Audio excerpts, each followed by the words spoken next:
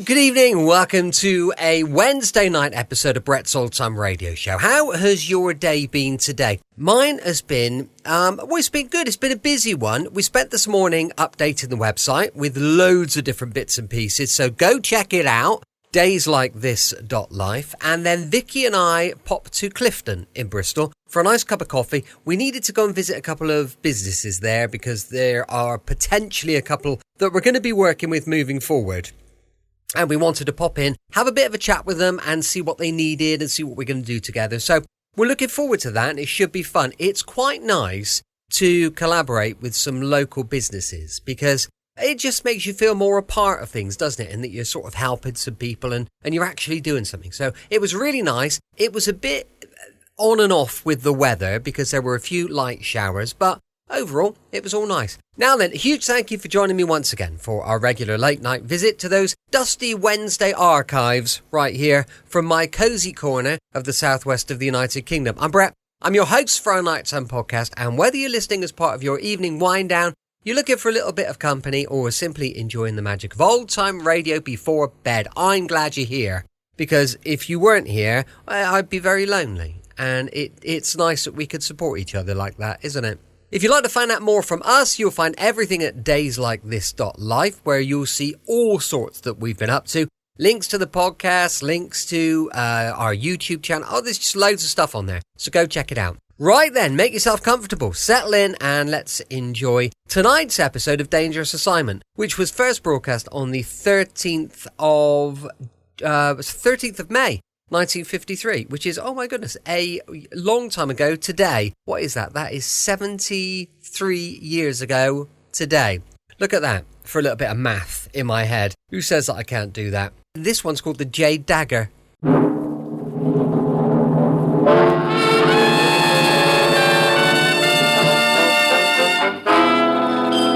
Dangerous Assignment. Transcribed starring Brian Donlevy as Steve Mitchell.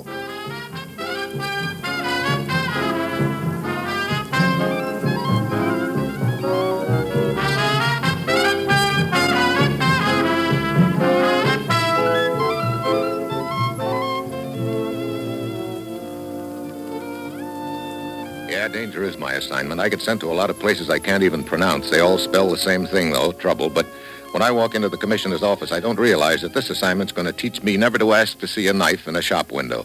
You may get it in the back.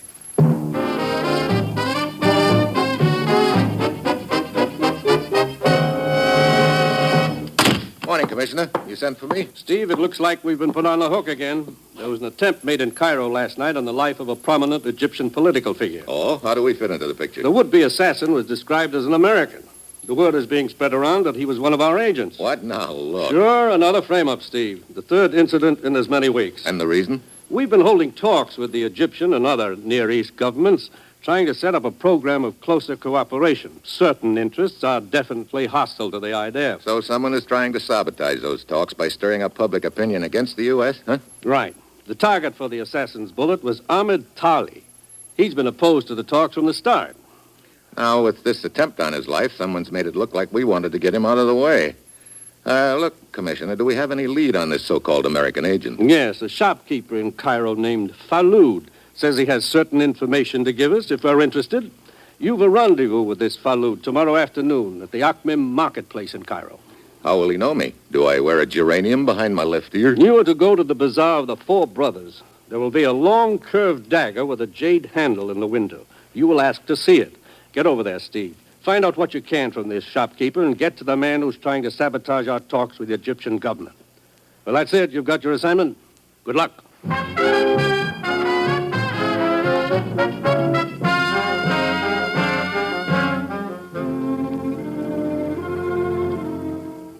The National Broadcasting Company is presenting Dangerous Assignment, starring Brian Donlevy in the role of Steve Mitchell, colorful two-fisted government agent. At all those places of the world where danger and intrigue walk hand in hand, there you will find Steve Mitchell on another Dangerous Assignment.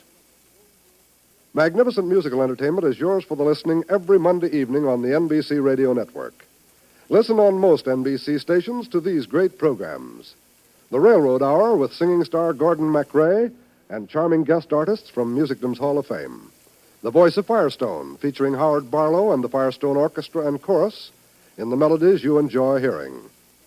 Then the Telephone Hour, with the music of Donald Voorhees and the Bell Symphonic Orchestra. And then, of course, the new Dinah Shore Show, NBC's new Monday night program special, starring America's favorite songbird, Miss Dinah Shore. Yes, every Monday night, listen to the best musical entertainment on this NBC station.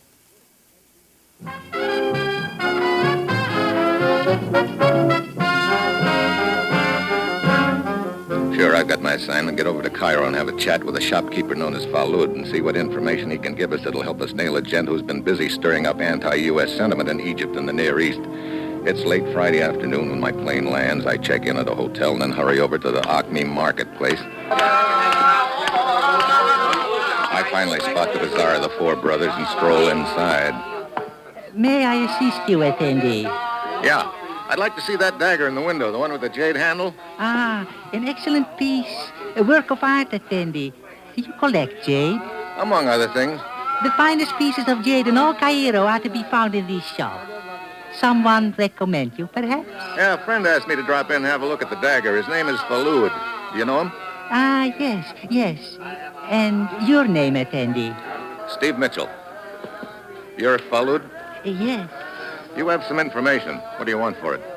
Nothing for myself. I seek help for my son. He is in trouble and in hiding. What sort of trouble? With the police, falsely accused, attendee, of smuggling diamonds. Look, you know we don't interfere in local affairs. I only ask that after you have heard the facts, you will then make up your mind.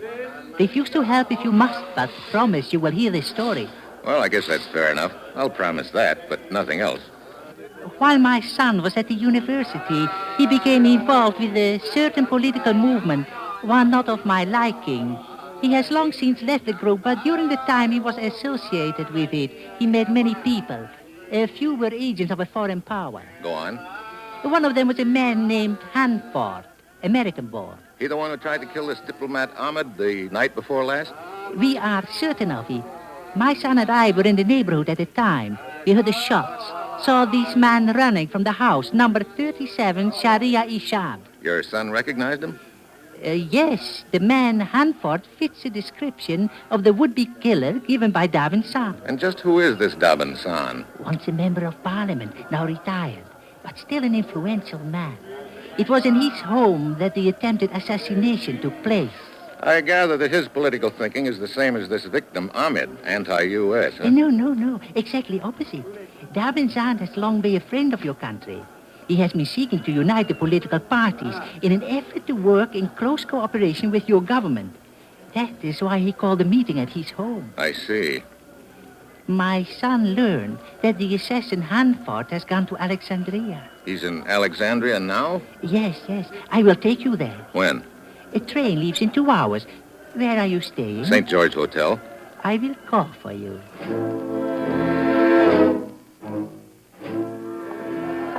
I saunter out of the bazaar and move on through the marketplace. As long as I have some time on my hands, I figure it won't do any harm to have a chat with this Dabin San. I grab a cab, and 10 minutes later I arrive at 37 Sharia Ishab. I show my credentials, and the servant ushers me into the private study where I cool my heels for another 10 minutes or so. Then Dabin San shows up.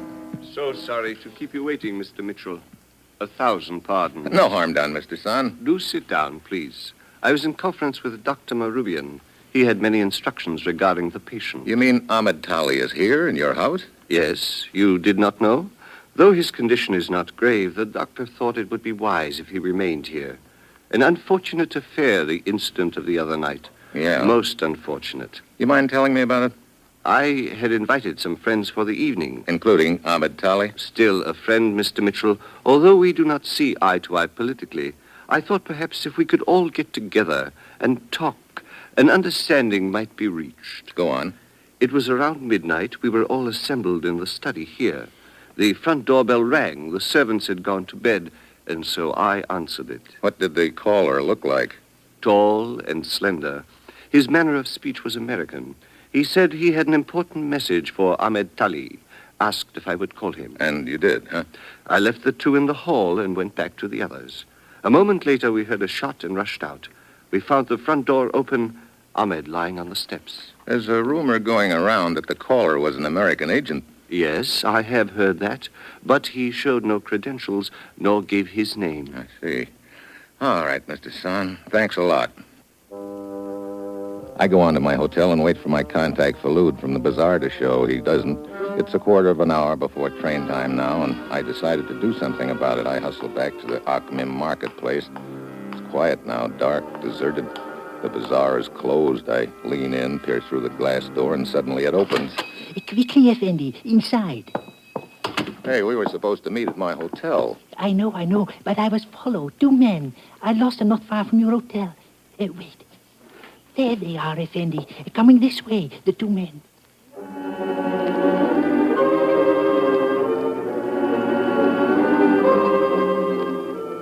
We duck out through the other door, half a dozen alleys, and a change of cabs later, we wind up at the railroad station. We grab the train to Alexandria, a 2-hour ride.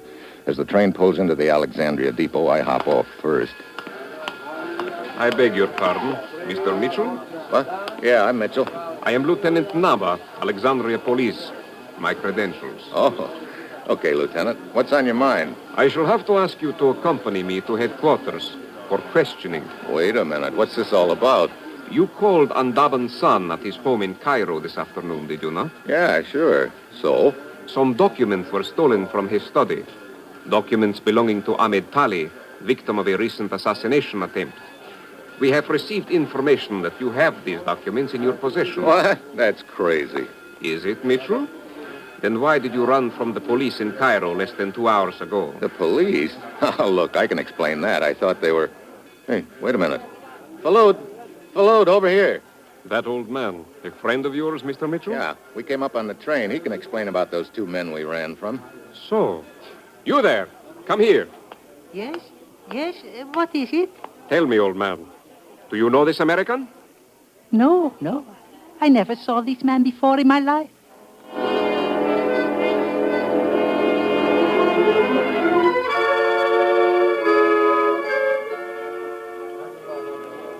Well, there it is. Suddenly everything falls into place nice and neat-like. Yeah, just as I expected, there's an envelope in my overcoat pocket, and I didn't put it there. Another first-class frame, and I'm in the middle of it, waiting in the street outside the depot are half a dozen newspaper men, keen. This is going to get quite a spread when we start for the police car parked close by. Just then, another car whips around the corner, and I spot a gun in the window just in time. I drop. I don't stick around to find out what happened. I sprint down a side street, make a few fast turns, and wind up in somebody's cellar. I sweat out the next 10 minutes and then ease out onto the street again. I recognize one of the reporters who was waiting outside the depot. He steps into a parked car. I'm right behind him. You? Yeah, me. Slide over, Buster. I'll drive. What do you want? The lieutenant. I saw him fall. Did he hurt bad? Yes, badly wounded. Thanks to your friend. My friend? Oh, yeah. Sure. We won't get far, Mitchell. The neighborhood is surrounded. Sure. Look up ahead. A barricade across the street. So we go through it. What? My new car. I'll pay for the bullet holes. I imagine there'll be a few, so you'd better get down, Buster. My beautiful new car. You can't do this. Want to bet? Down, Buster. Down.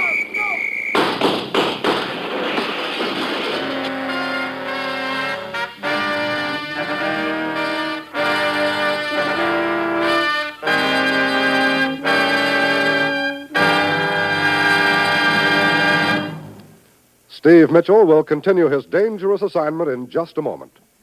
Ladies and gentlemen, this is Eddie Cantor. All of you have read and heard the reports of the great devastation in Texas. Time and time again, you have heard how the Red Cross has rushed men, supplies, and blood to stricken areas. Wherever there is injury and suffering, the need for blood is great, and the need is always now. Thousands of Americans have made blood donations. Ask any of them, and they'll tell you that donating blood is simple, easy, almost effortless. Practically every new blood donor says, why, there's nothing to it. No, there's nothing to it. Yet that simple act this week meant the difference between life and death to victims of the Texas tornadoes. Every one of us who can should make a blood donation. So call the Red Cross or blood bank in your community for an appointment. Do it right away, because the injured never can wait. Tomorrow for sure, give your pint of blood.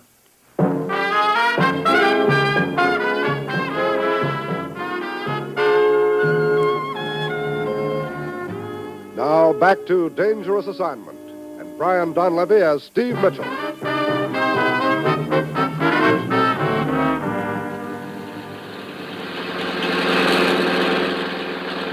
Aye, my poor car. Relax, Yavid. Only one bullet landed, and that went right on through the front windshield. That is the trouble. It shot off the foxtail on my radiator. What a bitter blow. You'd think they might at least have yelled tally-ho. What are you going to do now? For one thing, I'm going to get to the bottom of this thing. Now, start talking and tell me where you boys on the newspapers got your tip.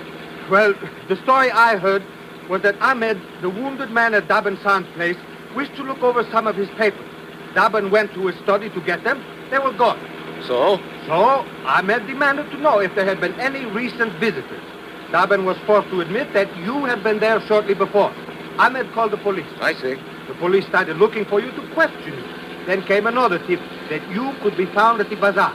My old pal Falud. The police arrived there in time to see you run away. They lost you. Then, an hour ago, the captain of a fishing boat at Rabes, a village up the coast, read in the evening paper of the incident.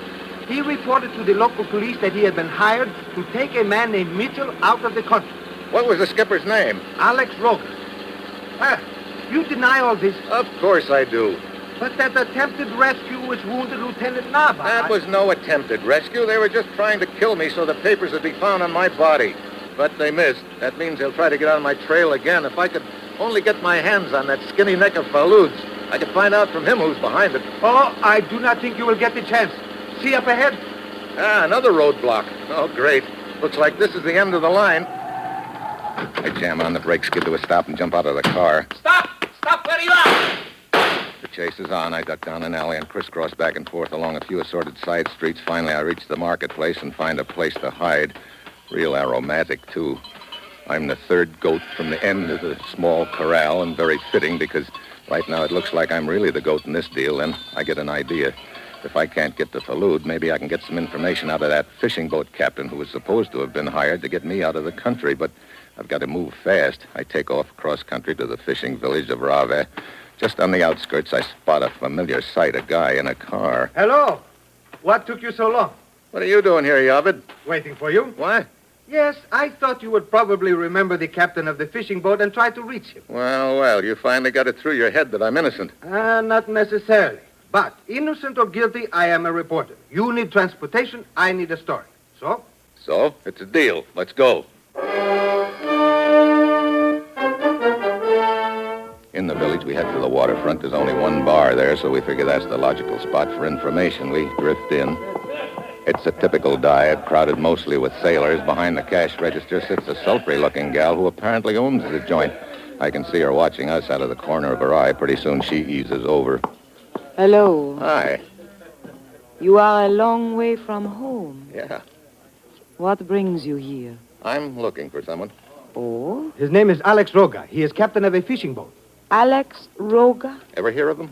Not that I remember. I figured you'd know just about everybody on the waterfront. A lot of men drift in here. I can't keep track of all of them. I guess not. Well, Yavid, guess we'll have to look elsewhere. Too bad with the money we've got for Alex and whoever locates him for us. Now, come on. Just a minute. Yeah? I will remember the name. He might come in here sometime. You see, he reported he'd been hired to take somebody out of the country. We want the whole story from him, and we're willing to pay for it. So if he should come in, you might tell him that, huh? Maybe you had better tell him. What?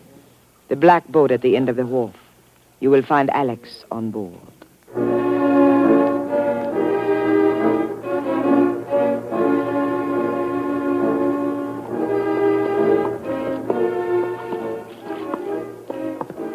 Here's the boat. No sign of him. Could be below decks. Keep it quiet.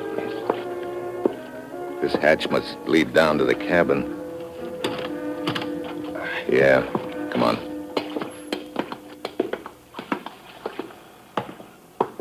There he is. Yeah. What do you want? Alex Roga, Who are you? you've been expecting me. What do you mean? I'm the man who's supposed to have hired you to take me out of the country. Mitchell! I'll take that gun. Let go! Let go of that gun or I'll break your wrist. There.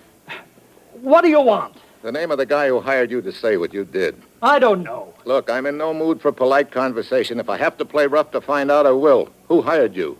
I don't know. Steve, you can't just stop on the pier. You're pals, huh, Alex? Okay, we're leaving. Move.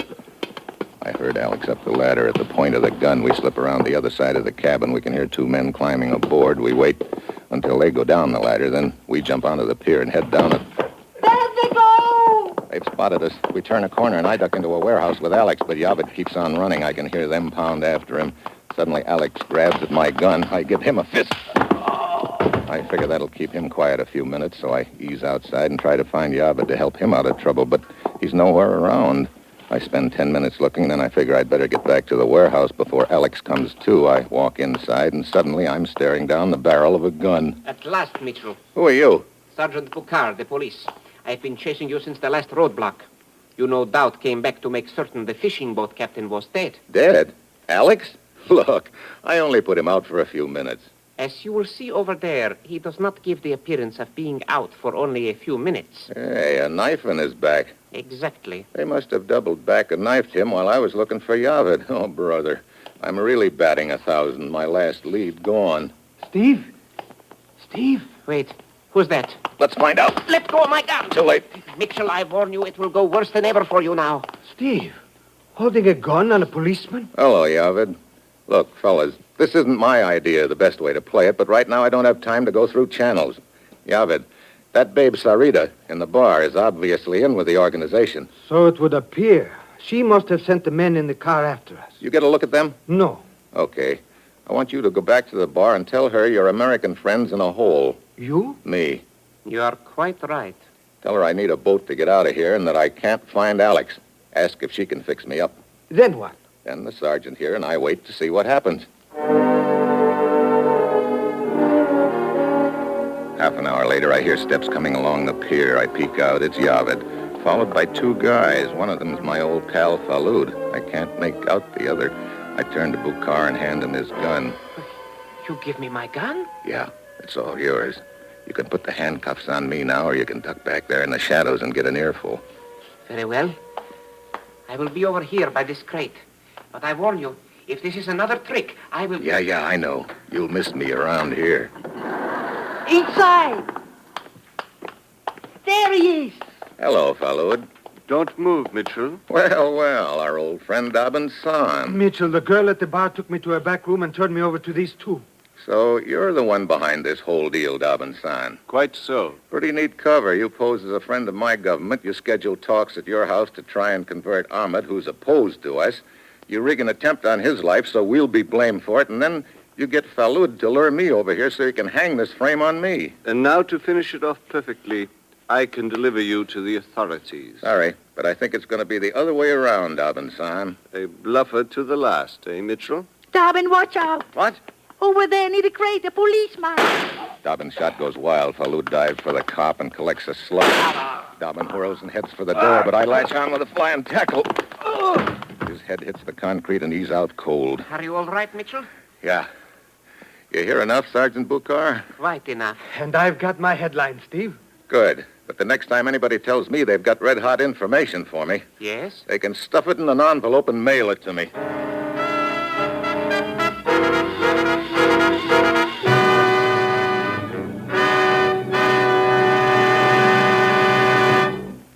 Our star, Brian Donlevy, returns in just a moment. Variety is the spice of life, they say, and variety is what we at NBC attempt to give you each Thursday evening. Each Thursday on most NBC stations, you'll hear such entertaining programs as The Roy Rogers Show, Father Knows Best, Truth or Consequences, and The Judy Canova Show. Roy Rogers brings Western song and adventure from the Double R Bar Ranch in Paradise Valley. Then later it's time for Father Knows Best, with Robert Young in the title role. And perhaps you'll agree that the thing about which Father knows best is trouble. But trouble or not, there's always fun-filled listening when it's time for Robert Young to star on the station. Ralph Edwards brings you Truth or Consequences, and the action really begins when a contestant misses a question and has to pay the consequences. And Judy Canova adds to the mirth and merriment with hilarious comedy and also some songs in her own delightful style. Yes, remember this, every Thursday. Listen to all of these fine shows on most NBC stations.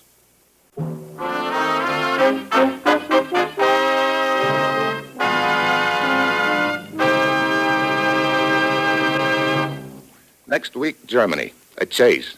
The guy in front, the guy behind, and me. In the middle again. And that will be Steve Mitchell's dangerous assignment next week.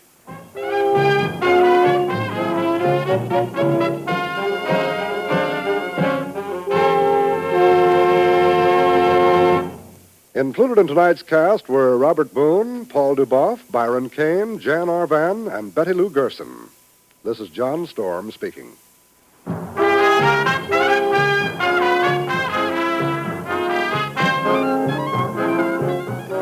Dangerous Assignment, starring Brian Donlevy as Steve Mitchell with Herb Butterfield as the Commissioner, is written by Bob Reif and Adrian Jandot and is directed by Bill Karn. Be with us again next week at this time when Brian Donlevy, starring in the role of Steve Mitchell, will embark on another transcribed Dangerous Assignment.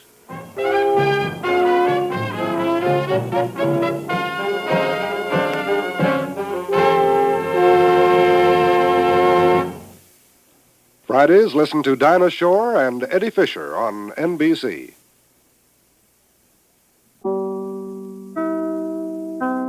Welcome back. Hope you enjoyed tonight's episode of Dangerous Assignment. And don't forget, we'll be back with comedy tomorrow with Hancock's Half Hour, going live at 5 p.m. UK time with an episode called Cyrano de Hancock, which I have no doubt will be flipping brilliant. I'm sure I've heard that one, but I don't remember it. I don't recall. So I'll look forward to listening to it with you. If Brett's Old Time Radio Show has become a part of your nightly routine, it would be much appreciated if you could give us a little follow and maybe a like. Check out the website. It just would really help with moving our little show forward. So I'd really appreciate that. Thanks for listening. I'm here with you 7 days a week, each and every week, and I will see you tomorrow on Brett's Old Time Radio Show. Love you. Bye.